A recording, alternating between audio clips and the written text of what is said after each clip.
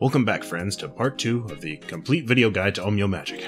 In this final part, we will be covering buffs and builds, and we'll have a sick montage to close out the guide at the end. If you just want to view the montage, though, since I'm sickeningly late with this guide, I don't judge, and there's a time mark to it in the description. But before we get started, I'm just going to tap on a couple of corrections to the first part of the guide in here. The wind status effect, in addition to making enemies deal less damage, also makes their guard less effective. I didn't test this thoroughly because I'm lazy. Second, thanks to Furious Ninja, I learned something new, which is that Flying Sword Talismans trigger many of the on-hit effects of your equipped melee weapon, so you can actually do some pretty useful stuff with this. But, you know what would have been really useful? If Team Ninja actually wrote a detailed description of what the spell could actually do, so that someone doesn't have to happen upon an alternate use for the one described and then tell me about it. But that concludes the addendum, so let's get on to the guide. The footage in the background will be just me running around with a super buffy man build, since I saved all the cool shots for the montage. And now we come to the section that encompasses buffing magics. This is definitely the largest section, so bear with me. And always remember, synergy. The Onmyo Mage's greatest strength is synergy. So when you see what these buffs can do, be thinking about how you could combine it with a debuff or another buff to make something greater than the sum of its parts. I'll jog your imagination as we go. The simplest among the buffs are the Elemental Stop Talismans. As you would imagine, these increase resistance against the element it states. Nothing surprising about these, as I said, very simple. Yeah, I mean, you would expect it to do something just totally stupid, considering the descriptions that they put on things. The Resistance Talisman is the same, only it increases resistance against poison and paralysis, the ninja status effects. Then if you're interested in increasing your elemental output, there are the talismans that just state the name of the element, like Fire Talisman, Lightning Talisman. These are buffs that you can apply to your weapons. They will add elemental damage of the corresponding type that scales with Onmyo magic power and the elemental attack stats you can roll on said weapon. These buffs can really help you with applying status effects outside of living weapon, as they will drastically buff the status effect application of weapons that are already infused with an element. Probably the most popular buff among non-advanced Onmyo users is the Carnage Talisman. This buff will reduce your defense dramatically, but also increase your damage drastically. Most of the time, it feels like about a 50% increase in attack and decrease in defense. Maybe a bit less, give or take a little bit. But this bonus can make damage numbers drastically high when combined with a Weakness Talisman debuff to the enemy. This is the typical setup for most people's damage builds. This damage is what the average Joe would consider the highest they could get, but as Onmyo mages, we can be more ambitious if we so desire.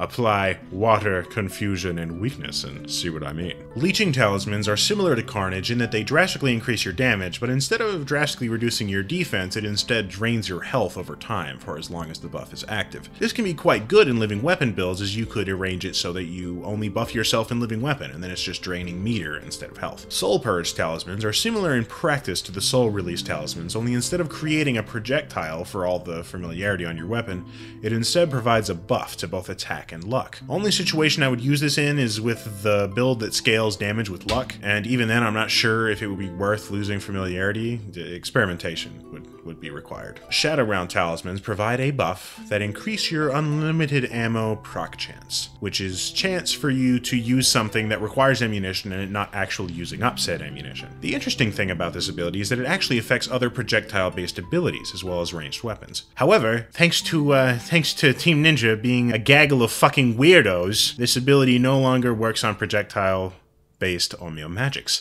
So it is specifically an Onmyo magic for buffing ranged builds or ninjutsu builds, which didn't need buffing in the first place. Why the fuck would you do that to me, Team Ninja? Why? The Sanctity Talisman, along with having the word tit in it, purges all active status effects from yourself. This has limited use to an Onmyo mage, but can be quite good to have on your person if your personage is one that does not use a lot of Onmyo magics, as you would be more likely to have negative status effects than positive ones on yourself. Steel Talismans will raise your defense. Pretty straightforward. However, in my experiments, it will only reduce a flat 50 damage from the damage you receive from any attack, which in latter difficulties is what I would describe as completely fucking insignificant. This is basically another Onmyo magic that could have been good if it actually scaled with something properly, but as it stands, Use this in Way of the Samurai and nothing else. If taking less damage is what you seek, then a Protection Talisman is much more useful. It will apply a buff that essentially adds a decaying shield to yourself. If you get hit while having the Protection Talisman up, instead of taking away from your health, it will only take away from the duration of the Protection Talisman. In latter difficulties, this will essentially only block like one hit or half of one, but it's actually quite useful since you only survive 1 to 4 hits anyway, so it can potentially double the amount of hits you can take before dying a most painful death. Luckbringer Talismans increase essentially your luck. I don't think it actually increases the luck stat, but it increases the drop rates of rare things. Useful for those of you out there who actually enjoy playing the game instead of grinding, just not that useful. Wealthbringer Talismans just give you a buff that increase how much money you get from money drops. I don't have money problems, so I don't use this. Hermit Talismans make you immune to stagger, which sounds amazing, but they also greatly reduce your defense.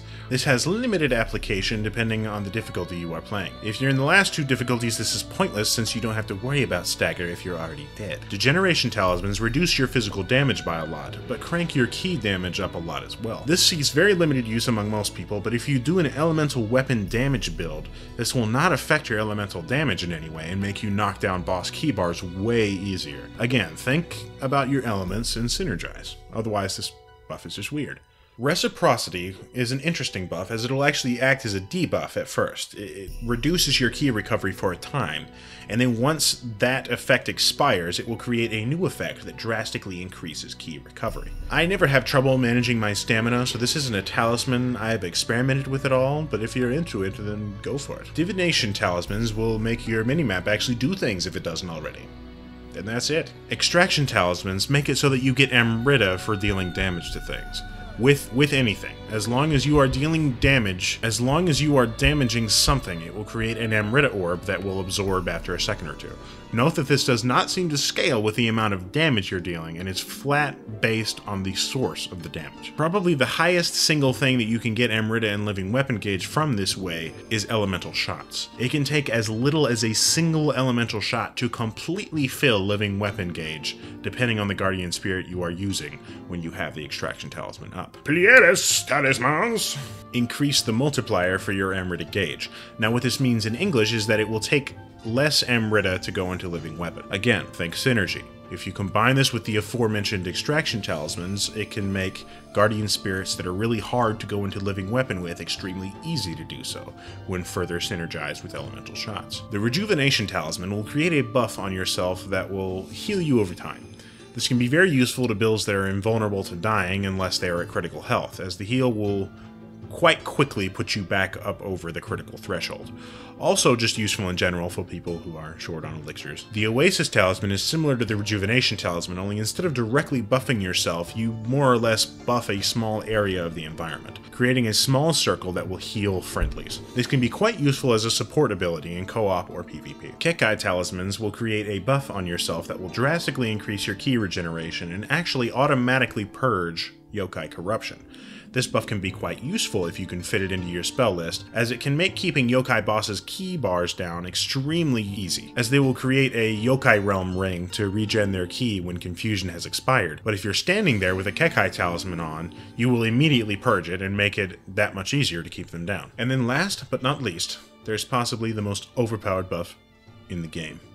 It has a use in virtually every single imaginable situation you could find yourself in. I speak, of course, of the illustrious and legendary Talisman of the Fist. It will make your bare hands the most questionably dangerous weapon in the game.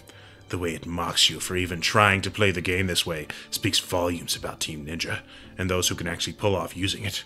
Such skill, such strength, such raw usefulness. Much wow. Now we shall briefly discuss building yourself before we close the guide. As far as stats go, it definitely helps to have high magic and spirit stats, as it will increase your Onmyo magic power, which makes it easier to apply elemental effects and makes them expire much slower. The latter effect is also present for every other Onmyo magic. It just generally extends the duration of your Onmyo magic.